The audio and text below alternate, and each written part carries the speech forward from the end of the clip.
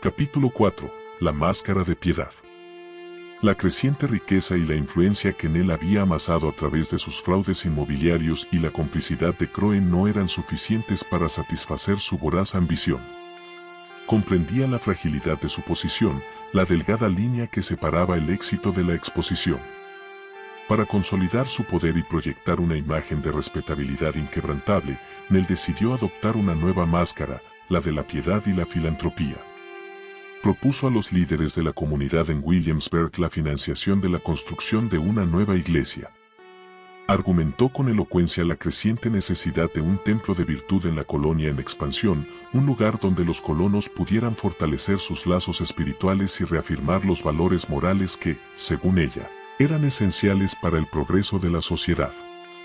Su discurso, lleno de referencias bíblicas y un fervor fingido, resonó profundamente entre los notables locales, ansiosos por demostrar su propia devoción y complacidos de recibir una donación tan generosa de una figura tan distinguida como Lady Margaret Chelmsford, ahora que su matrimonio con Sir Edmund le había otorgado un nuevo barniz de respetabilidad. Los fondos destinados a la construcción de la iglesia, sin embargo, tomaron un camino muy diferente al altar. Con la discreción que la caracterizaba, Nell desvió una parte considerable del dinero a un almacén discretamente ubicado en las afueras de Williamsburg, propiedad de Salas Crowe. Los materiales de construcción donados por colonos bien intencionados, madera, ladrillos, clavos, desaparecían misteriosamente por la noche, transportados en carrozas cubiertos hacia el mismo almacén. La construcción de la iglesia avanzaba a un ritmo glacial, obstaculizada por la escasez de suministros y los retrasos inesperados. La ironía negra de la situación era grotesca. Mientras la estructura a medio construir de la iglesia se alzaba como un esqueleto de buenas intenciones frustradas, Nell, ataviadas con ropas sobrias y un aire de contrición, daba discursos elocuentes sobre la moral puritana y la importancia de la honestidad, la diligencia y la caridad en la vida cotidiana. Sus palabras, llenas de citas bíblicas y exhortaciones a la virtud, eran recibidas con asentimiento y admiración por una audiencia que desconocía la profunda hipocresía que se ocultaba tras su fachada piadosa. En secreto, mientras pronunciaba sermones sobre la santidad del trabajo y la prohibición del robo, Nell organizaba con Crowe el sistemático robo de cosechas de tabaco de las plantaciones vecinas. Utilizaban a peones endeudados y a algunos esclavos descontentos, ofreciéndoles pequeñas recompensas a cambio de su silencio y su colaboración en estas operaciones nocturnas. El tabaco robado se almacenaba en el mismo almacén que los materiales de construcción desaparecidos, listo para ser vendido en el mercado negro a través de los contactos de Crowe. Sin embargo, la máscara de piedad de Nell no era impenetrable. Thomas Arrow, el juez meticuloso que había comenzado a rastrear las inconsistencias en sus negocios, seguía reuniendo información.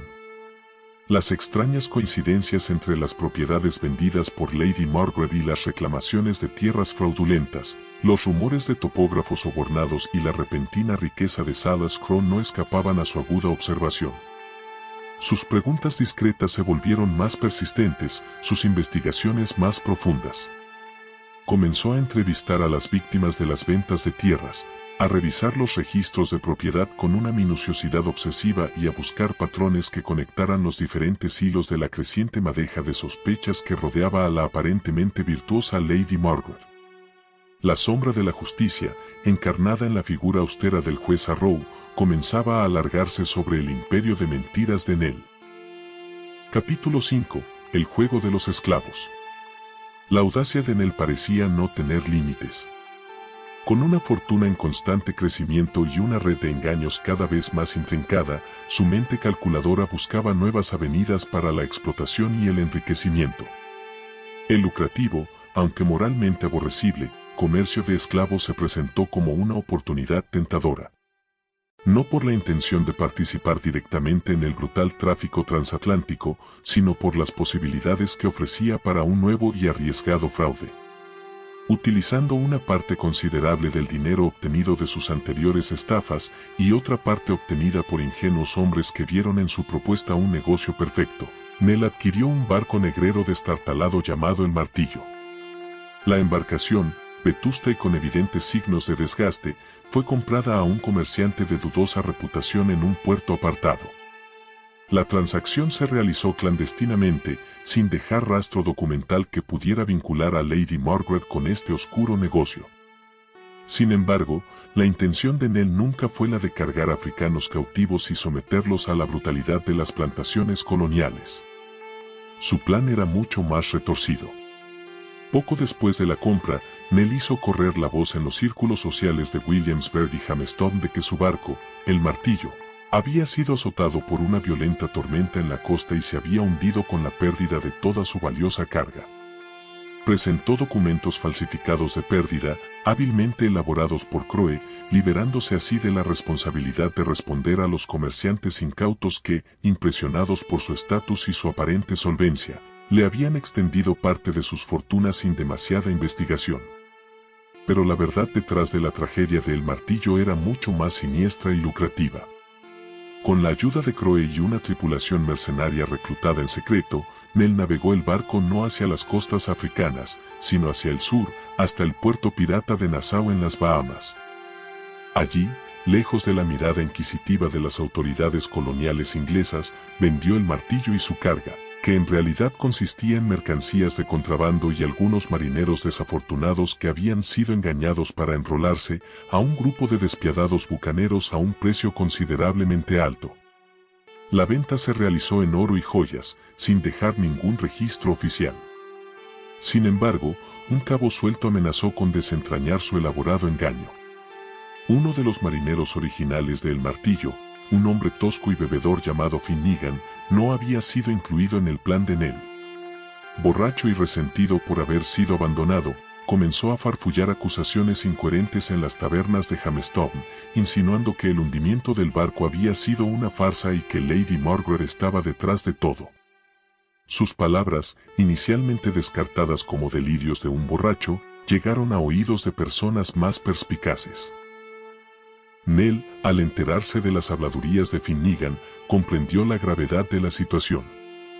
El hombre era un testigo incómodo que podía poner en peligro todo su entramado de mentiras. Con una frialdad escalofriante, decidió silenciarlo para siempre. Una noche, lo localizó en una taberna de mala muerte y lo invitó a su casa con la promesa de licor de calidad y compañía femenina. Finnegan, ebrio y halagado por la atención de una mujer de tan alto estatus, aceptó sin dudarlo. En la privacidad de su hogar, Nell mezcló cuidadosamente cicuta, un veneno potente que había obtenido bajo la excusa de remedio herbal de una curandera local, en la bebida del marinero. Finnegan bebió sin sospechar nada, y poco después comenzó a retorcerse en el suelo, víctima de convulsiones violentas. Nell observó su agonía con una impasibilidad gélida. A la mañana siguiente, el cuerpo sin vida de Finnegan fue descubierto, y Nell hábilmente difundió la historia de que el pobre hombre había sucumbido repentinamente a unas fiebres virulentas, una enfermedad común en la insalubre Jamestown. La muerte, una vez más, se había convertido en una herramienta eficaz en manos de la dama de las mentiras, un escalón más en su ascenso despiadado hacia el poder y la riqueza. El juego de los esclavos, aunque no involucrara directamente la compra y venta de personas, había demostrado ser otra fuente lucrativa de engaño y muerte en su creciente imperio. Capítulo 6. La reina de Carolina. Con una fortuna considerable acumulada en tierras, propiedades, oro, joyas y el botín de sus fraudulentos negocios marítimos, Nell, ahora viuda de Sir Edmund Whittaker, se encontraba en una posición de poder innegable en la colonia de Carolina. Sin embargo, su ambición, como una llama inextinguible, buscaba un combustible aún mayor. Sus ojos, fríos y calculadores, se posaron en un nuevo objetivo: consolidar su estatus y asegurar un futuro aún más próspero. Sir Edmund, en sus últimos años, había sido un hombre rico pero senil, cuya mente divagaba entre recuerdos borrosos y momentos de lucidez fugaz.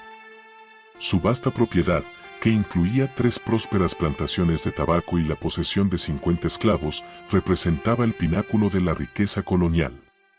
Para Nell, casarse con él había sido una jugada estratégica maestra, un movimiento calculado en su implacable juego de ajedrez por el poder. La boda, aunque celebrada con la pompa y la circunstancia debidas a un caballero de su rango, había sido una farsa grotesca.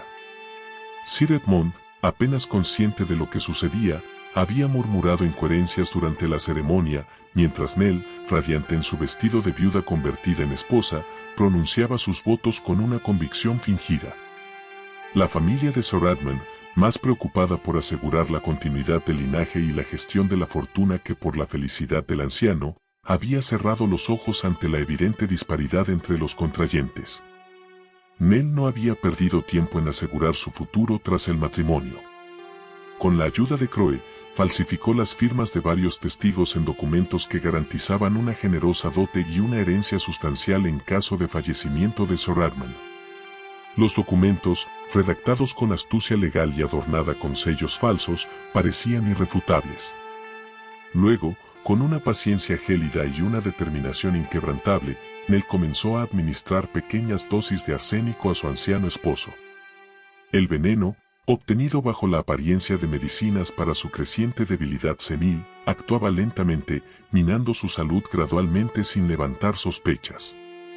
Los médicos de la colonia, con su conocimiento limitado y sus métodos rudimentarios, diagnosticaron debilidad senil y agotamiento natural.